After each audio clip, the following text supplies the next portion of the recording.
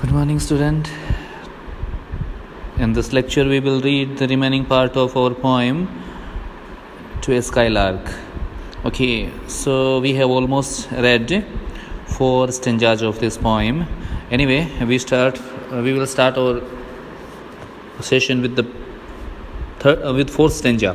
So the pale purple evening melts around thy flight like a star of heaven in the broad daylight.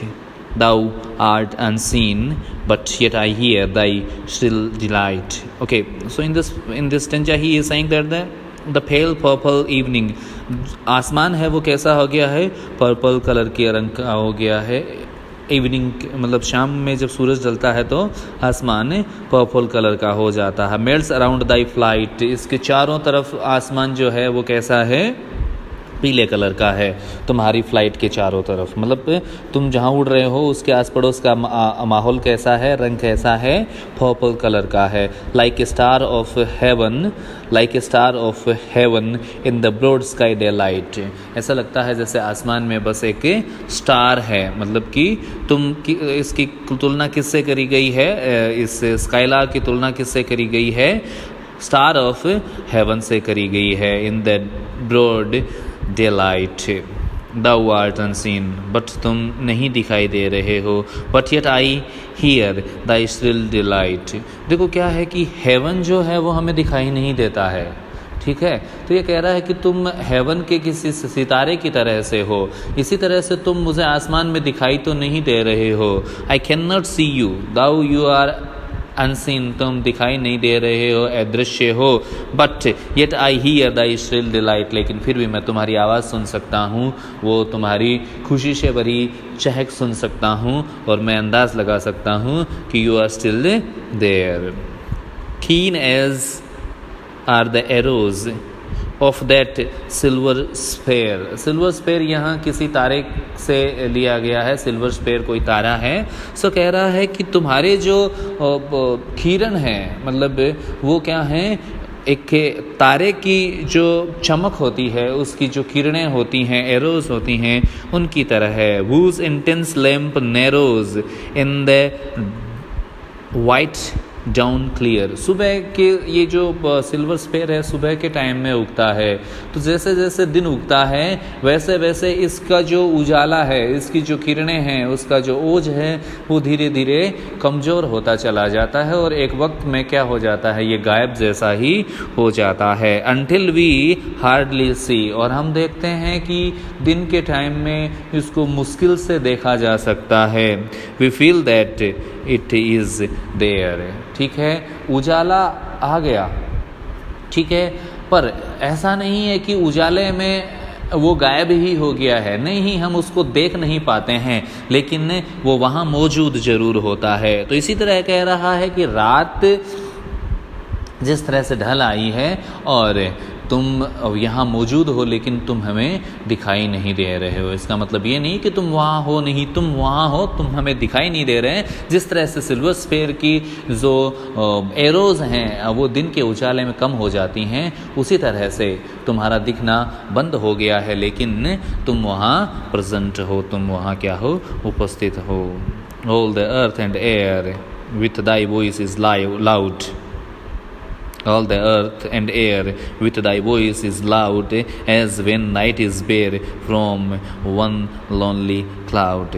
The moon rains out her beams, and heaven is o'erflowed. All the earth and air with thy voice is loud.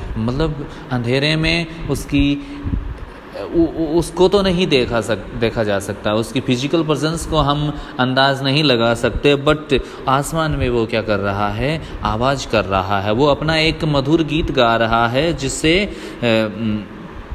पूरी धरती पे वो सुनाई दिया जा सकता है. तो यहाँ किसका प्रयोग किया गया है, हाइपरबोल का प्रयोग किया गया है.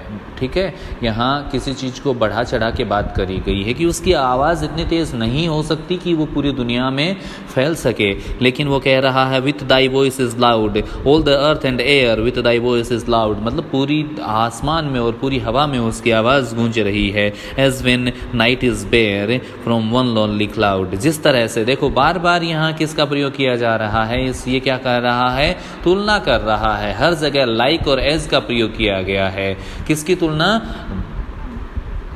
स्काईलार्क की तुलना अलग अलग चीज़ों से करी जा रही है। पहले किससे की गई थी, सिल्वर स्पेयर से की गई थी, उसके बाद में किससे करी गई थी, उससे पहले like a star of haven से करी गई थी, उससे पहले भी बहुत सारी क्लाउड ऑफ फायर है। सेकंड स्टेंजा में ये कह रहा है like A cloud of fire से कर रहा है। तो बहुत सारी चीज़ें हैं, उसकी तुलना स्काईलार्क से करी जा रही है।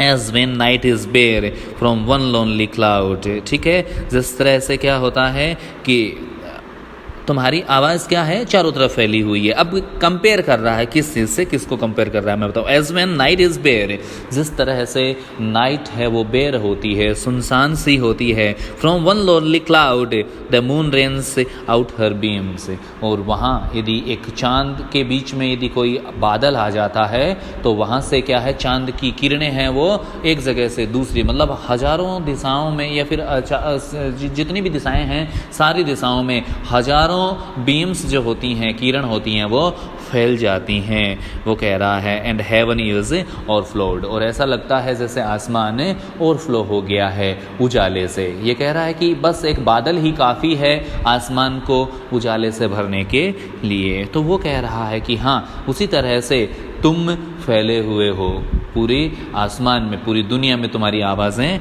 फैली हुई हैं। Okay, next stanza. What The word we know not, what is the most like thee?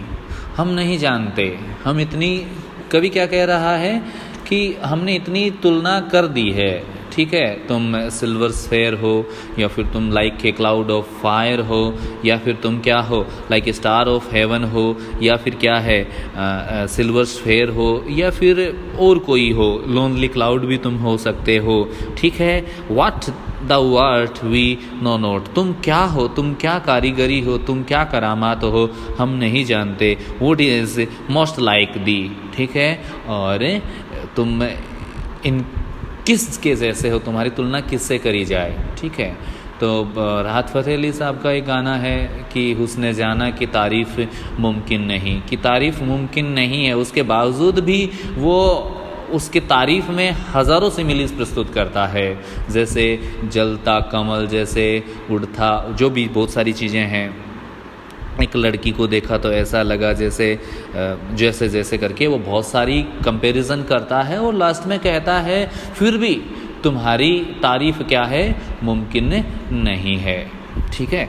वो वाली बात यहाँ है। So from rainbow clouds there flow note drops of bright to sea, यहाँ तक कि आसमान में रेनबो है और रेनबो के ऊपर से गिरती हुई बूंदें भी उतनी कलरफुल नहीं होती हैं, इतनी सुहावनी नहीं होती हैं।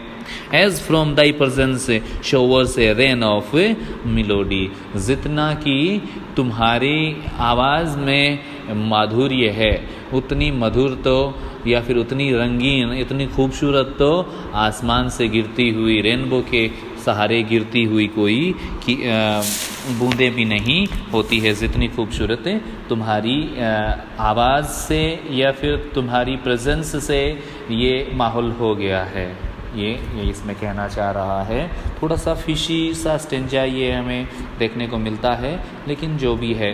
ओके, सो नेक्स्ट स्टेंजा हम देखते हैं। Like a poet hidden in the light of thought, जिस तरह से एक कविता के अंदर, एक कवि के अंदर बहुत सारे थॉट्स छिपे हुए होते हैं, ठीक है, उसी तरह से तुम्हारे अंदर क्या छुपे हुए हैं, बहुत सारी मेलोडीज छुपी हुई हैं, बहुत सारे थॉट्स भी तुम्हारे अंदर है। Like a poet hidden in the light of thought singing hymns unbidden, तुम एक कवि की तरह क्या कर रहे हो, बेरोक ठोक क्या करते हो, हाइम्स गा रहे हो। हाइम का मतलब भजन होता है। The songs आर संग in the praise of God. भगवान की स्तुति में, वंदना में जो गाने गाए जाते हैं उनको हाइम्स कहा जाता है। तो ये कह रहा है कि तुम हाइम्स गा रहे हो, तुम एक कवि की तरह से, क्या कवि की तरह अपने अंदर बहुत सारी थॉट्स क्या हो छुपाए हुए हो, और तुम इस दुनिया को ये सारी चीज़ें सुना रहे हो। Till the world is wrought to sympathy with hopes and fear it heeded not. ठीक है, इस दुनिया में हमें ये सारी चीज़ें मौजूद हैं। क्या हैं? यहाँ होप्स भी हैं, यहाँ फियर भी हैं, ये सारी चीज़ें इस दुनिया में मौजूद हैं और ये हमेशा से मौजूद रही हैं। लेकिन एक कवि ही अपनी कविताओं से इसके प्रति सिंपैथी जताने की कोशिश करता है। मतलब जब तक कवि ये सारी चीज़ें हमें नहीं बताता है, जिस तरह से कोई फिलोसोफर हमें ये सारी चीज़ें नहीं बताता है, ये चीज़ें क्या होती हैं? हिडन सी ही रहती हैं। ठीक है, आगे वाला स्टेंजा हम देखते हैं। Like a high born maiden. High born का मतलब होता है शाही। ठीक है, like a high born maiden, maiden का मतलब होता है खंवारी।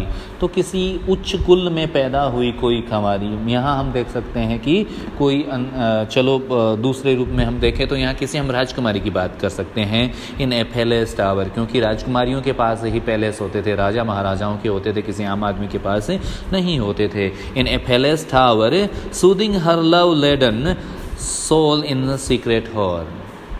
ठीक है, ये कह रहा है कि एक राजकुमारी इन ए पैलेस टावर, वो किसी महल के ऊंचे कमरे में अपने किसी लवर का इंतज़ार कर रही हो, या फिर किसी से ये उम्मीद कर रही हो कि कोई मुझसे प्यार करेगा। Soul in secret hours, secret hours का मतलब वो होता है जो प्राइवेट हॉर्स होते हैं। With music sweet as love which overflow हर बोवर, वो उम्मीद करती है कि कोई मुझे प्यार करने वाला हो, या फिर कोई उसकी खूबसूरती में क्या प्यार के गीत गाए। विच और फ्लोज हर टावर, और ऐसा लगता है जैसे ये जो स्काई लार्क है वो अपने गाने गा रहा है। तो यहाँ भी देखो वो क्या कर रहा है, यहाँ फिर भी इसकी सिमिली का प्रयोग किया गया है। Like a high born maiden, तो यहाँ फिर हम देखते हैं कि स्काई लार्क की तुलना किससे करी गई है?